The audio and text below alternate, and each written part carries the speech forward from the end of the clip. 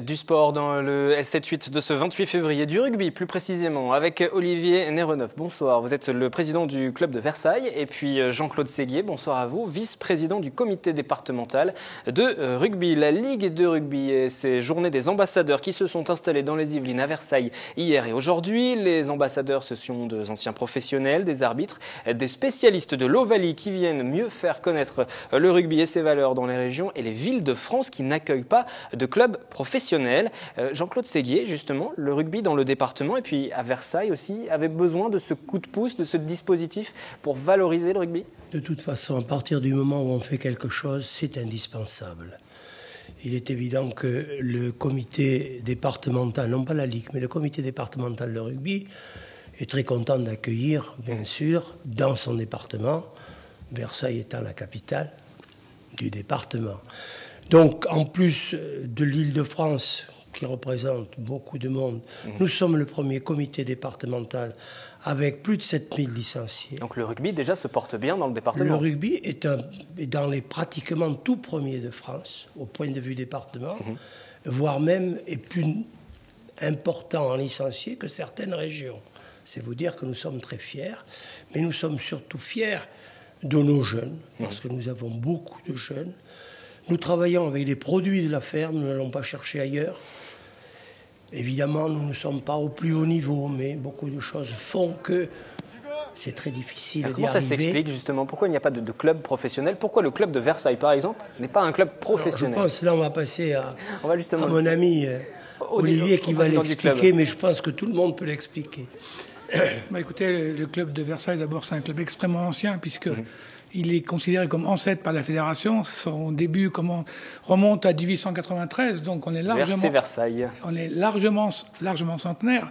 Alors aujourd'hui, je veux dire, le club s'est monté, bien sûr, à partir des lycées. Et principalement à Versailles, aussi une population sociologique importante qui est les milieux scouts et louveteaux traditionnels qui sont venus rejoindre le club de rugby. Donc finalement, à partir de ça, on a essayé de bâtir un club qui aujourd'hui dépasse même les 500 licenciés. Seulement, je veux dire, pour pouvoir monter un club professionnel, il faut avoir des finances et un budget qui n'est absolument pas au niveau de celui dont on peut disposer aujourd'hui. Mais c'est un regret que vous avez, ou la situation alors qu'elle est, avec 500 licenciés, dont plus de la moitié d'enfants, ça vous satisfait? Écoutez, aujourd'hui, plus de 250 enfants à l'école de rugby, pour nous, c'est formidable. Ça veut dire qu'on le club de Versailles est avant tout un club formateur. Son niveau aujourd'hui, de l'équipe senior est au niveau de la championnat de France de Fédéral 3. On pourrait envisager à terme d'aboutir au niveau supérieur de la Fédérale 2, mais après, on n'est plus dans le niveau de compétence à la fois rugbystique et en même temps financière. Donc, imaginez Versailles en professionnel, c'est irréalisable. Et vous formez, vous l'avez dit, c'est un club formateur, celui de Versailles. On va écouter l'un des ambassadeurs justement de cette année qui est passé par votre club, c'est Thomas Lombard, 4 fois champion de France avec le Stade français, finaliste de la Coupe d'Europe également en 2001. Il est passé par le RCV, le RC Versailles. On l'écoute au micro d'Anthony Reich lors justement de ces différentes journées des ambassadeurs qui ont débuté hier à Versailles. Je suis à présent à côté de Thomas Lombard, ancien 3/4 centre international du 15 de France. On est devant un atelier là, qui va avoir lieu tout de suite de ruck. Je vous entendais tout à l'heure donner des consignes. Quel est l'état d'esprit pour vous aujourd'hui avec ces jeunes? C'est de l'enthousiasme tout simplement qu'il faut leur communiquer. Je crois qu'ils sont encore au stade où on se pose pas de questions de savoir pourquoi, comment. La donnée fondamentale, c'est le plaisir. Donc c'est essayer de leur faire comprendre qu'avec quelques petits points de règlement ou technique, on peut prendre encore un petit peu plus plaisir. Après, ils sont encore tout petits et l'idée, c'est pas de les enfermer dans des carcans. On s'adresse pas à des professionnels, on s'adresse à des gamins, donc il faut leur donner envie justement de devenir peut-être des professionnels et ça passe par cette idée de prendre du plaisir, d'apprécier le moment et de s'amuser. Lors de cette journée des ambassadeurs de rugby, c'est un peu un retour aux sources pour vous, vos premiers entraînements en centre de formation par exemple?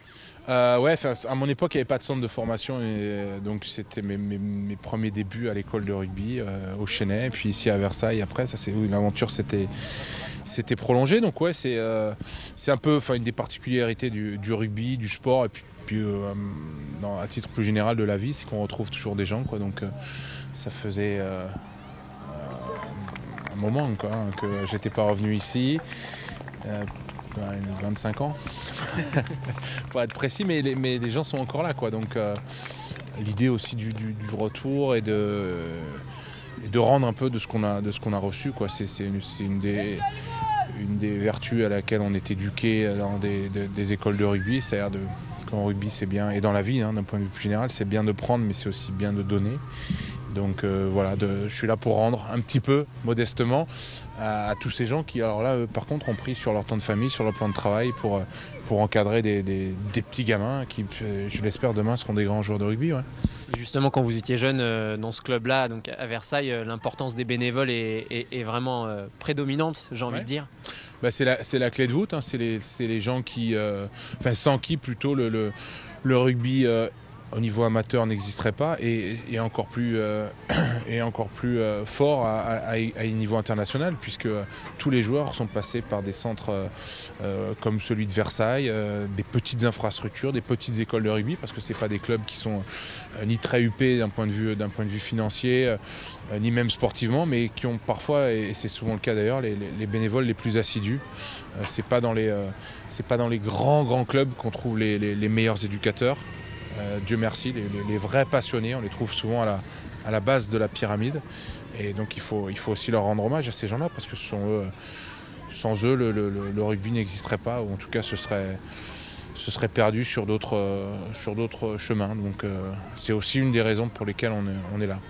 Vous parliez de transmission, cette journée c'est l'occasion aussi de parler des valeurs du rugby, de les transmettre à ces enfants-là. C'est ça aussi qui fait que vous aimez ce sport autant ? Oui, inévitablement, quand on se construit, quand on est un jeune garçon, qu'on arrive dans ce milieu et qu'on s'y trouve à l'aise, c'est forcément qu'on se retrouve dans ce qu'on nous apprend, hein, c'est-à-dire le respect, la solidarité, l'altruisme, voilà, l'engagement, le combat collectif. C'est quand même des vertus qui sont propres au sport et au rugby en particulier, puisque le rugby est quand même le seul sport de combat collectif qui existe. Il y a des sports de contact, il y a des sports où parfois on se rentre dedans, mais des sports de combat collectif, il n'y en a pas d'autres. Selon que vous jouiez 3 carrels, pilier, deuxième ligne, c'est pas les mêmes responsabilités, c'est pas le même travail qu'on vous demande.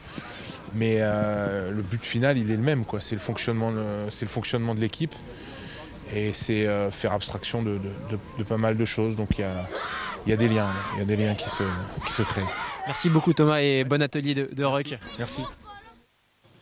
Thomas Lombard, l'un des ambassadeurs présents à Versailles. Un mot peut-être du président du club sur le parcours de Thomas Lombard, qui reste encore attaché au club de Versailles.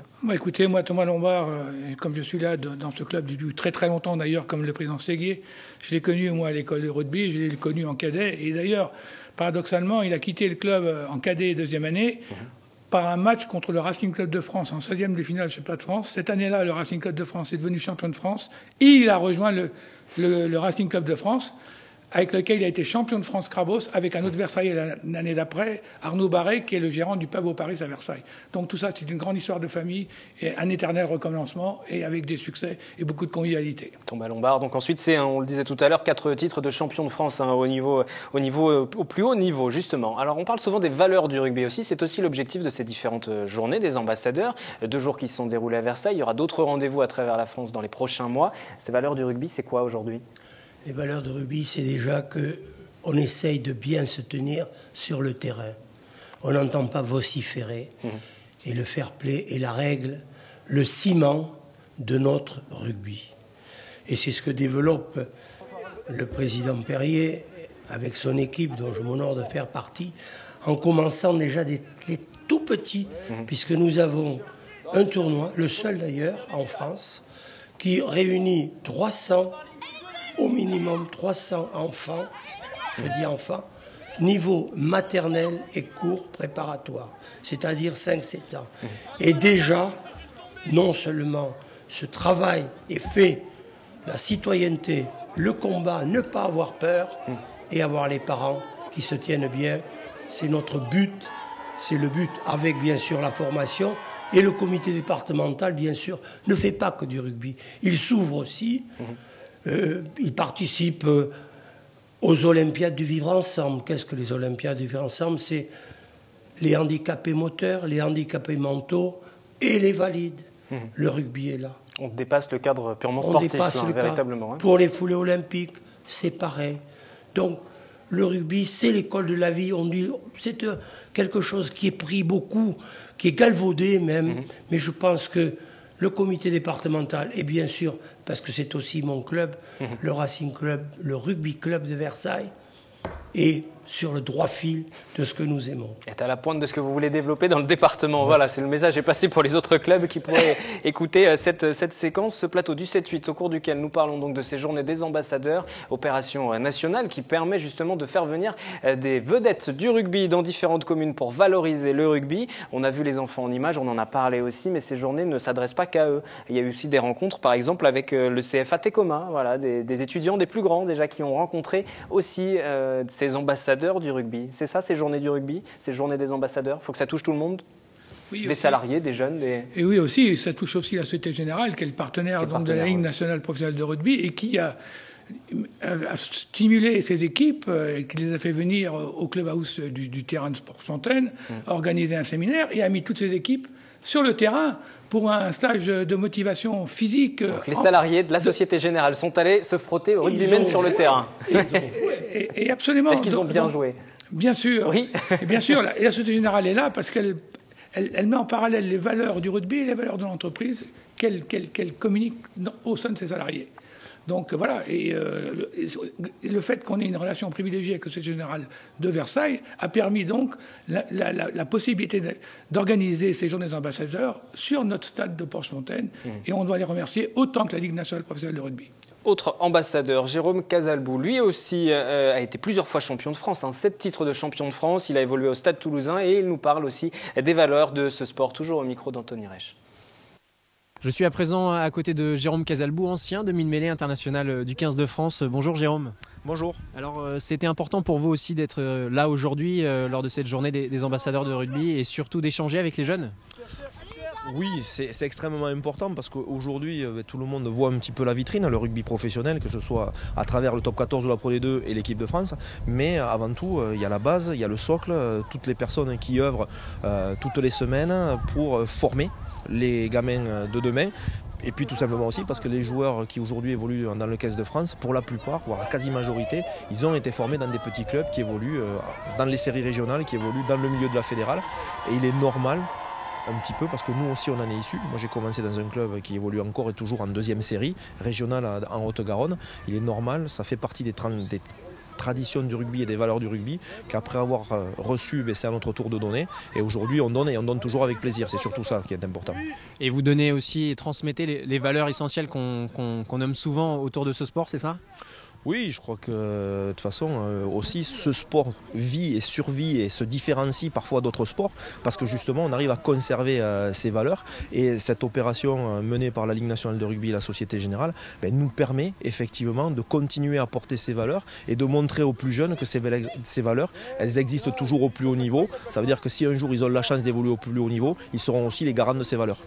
Ces valeurs justement, quand vous parlez aux enfants là depuis tout à l'heure, c'est respect, c'est tolérance, c'est ça, c'est ce qui compte ?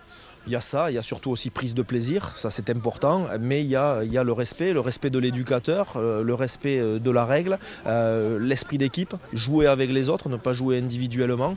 Et puis on leur a parlé un petit peu avant, leur disant que le rugby c'était bien, que le rugby professionnel ça pouvait être très bien, mais on a aussi un message à leur faire passer, c'est qu'il faut aussi quand même bien bosser à l'école, parce que certains réussiront et d'autres ne réussiront pas. Et donc voilà, quand on a la tête bien pleine, on est aussi un bon joueur, et l'un ne va pas sans l'autre. Ces journées, c'est aussi l'occasion, comme là vous le soulignez, de dire qu'il n'y a pas de rugby sans école, et aussi le rugby est indissociable du monde professionnel derrière. Oui, il n'y a pas de rugby sans école, parce qu'on ne peut pas devenir un grand joueur sans être passé normalement par une école de rugby, avoir écouté ses éducateurs, avoir été bien formé.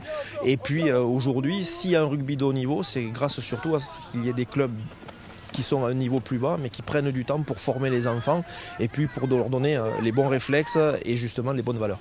Et pour vous, personnellement, c'est un peu un retour aux sources. Vous disiez que votre club d'origine est encore dans une division un peu inférieure. C'est ça, c'est le retour aux sources que vous appréciez ?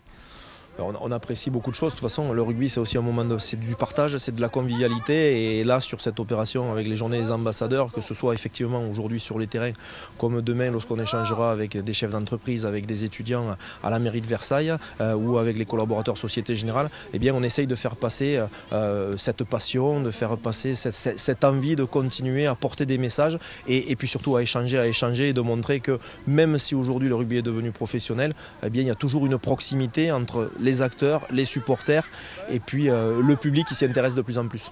Merci beaucoup Jérôme. Avec plaisir.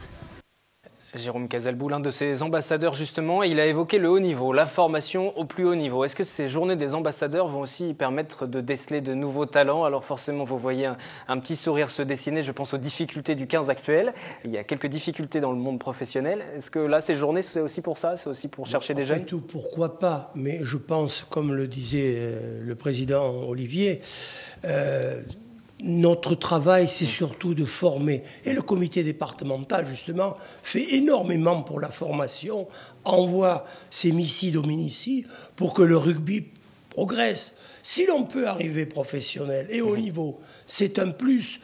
Mais, comme le disait tout à l'heure Olivier, le tout, c'est de se sentir bien, d'être en bonne forme, de représenter une éthique très importante, mais le reste, nous l'attendons. Si ça nous est donné, tant mieux. Un mot tout de même, juste pour conclure, un pronostic. Cette cuillère en bois pour le tournoi Destination pour l'équipe de France, on le rappelle, c'est décerné à l'équipe qui perd tous ses matchs du tournoi Destination. La France qui est plutôt bien partie, malheureusement, pour la décrocher. La dernière fois pour la France, c'était en 57. Le rugby, ce n'est pas la guerre. Nous ne l'aurons pas, c'est sûr. Mais même si nous l'avions, ce n'est pas un deuil national. Il faudra s'en remettre tout de même, parce que depuis 57, je ne suis pas sûr que ça fasse plaisir à Philippe Saint-André. Même pronostic, c'est impossible qu'on ait la cuillère de bois. Le message est clair, le message est passé auprès des joueurs professionnels. Merci messieurs, merci à tous les deux. Prochaine étape des ambassadeurs du rugby dont nous parlions, ce sera à Niort, 13 et 14 mars. L'opération se déplace partout en France sous l'égide de la Société Générale qui en est le partenaire, on l'a mentionné ce soir. À suivre la chronique de l'économie justement avec Claire Cambier et puis le boom du e-commerce. Mais déjà rencontre avec deux femmes, Eliette Daudet, Sophie Totti-Luté. Elles sont toutes les deux restauratrices. Elles travaillent sur un salon du 19e siècle au Musée national de Port-des-Champs à Manille-les-Hameaux, Port-Royal des Champs, avec Valérie Auribeau. Elles se sont rencontrées voilà 20 ans dans un atelier de peinture de techniques anciennes. Le chantier de restauration d'un salon du 19e siècle du Musée national de Port-Royal des Champs à Manille-les-Hameaux est l'occasion pour Sophie et Eliette d'allier leurs talents pour la première fois et de mêler restauration et approche d'un chantier traditionnel. Ce sont des chantiers qui, à l'époque, étaient réalisés par des peintres en décor. Donc, j'ai l'approche pratique de chantier, finalement. Donc là, la restauration est un petit peu particulière dans la mesure où on a un côté restauration, toute une partie restauration qui concerne plus de la moitié du salon, et une partie restitution, puisque l'on a découvert que ce salon avait été restitué déjà au XIXe siècle. Le chantier a débuté par la réintégration picturale en octobre 2012. Mais les premières peintures ont été découvertes et nettoyées il y a plus de 3 ans. Tels deux archéologues, Sophie et Eliette ont découvert leurs différentes couches successives en remontant dans le temps, jusqu'à découvrir la teinte originale du XVIIIe siècle, patinée, presque bronze à cause de l'oxydation et divers traitements aux huiles et aux cires. Redécouvrir la couleur originale ne fut pas chose aisée. Les peintures de dessus de porte ont largement renseigné nos deux expertes. Là, je suis en train d'appliquer une 3e couche, c'est la couche de peinture verte fraîche à la colle de peau, qui a été réalisée avec des pigments et de la colle de peau. Voilà, pour réintégrer, c'est-à-dire pour redonner l'illusion de l'ensemble. Alors, bien entendu, on ne déborde pas sur la peinture originale que l'on a conservée. Les tableaux entièrement remarouflés sur un nid d'abeilles conservent leur plastique de protection pour éviter les coulures. Le salon est l'un des derniers décors anciens du musée qui n'avait pas encore été restauré. L'opération devrait s'achever au printemps. Le salon accueillera les premiers visiteurs pour la nuit des musées en mai 2013. D'ici là, seule Plume peut en profiter.